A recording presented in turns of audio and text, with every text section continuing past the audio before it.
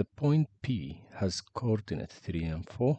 The point Q has coordinates 9 and 16.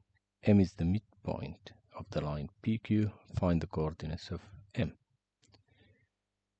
Give it a try. So the coordinates of the midpoint has a formula. So M equals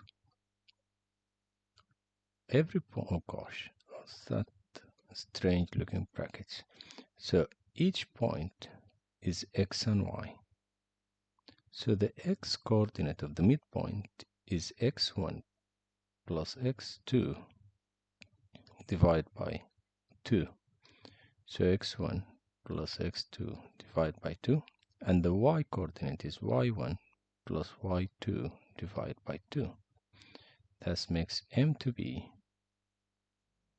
So what are the X coordinates? What's X1 and Y1?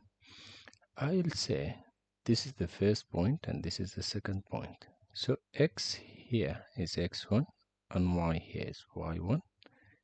This is X2 and this is Y2.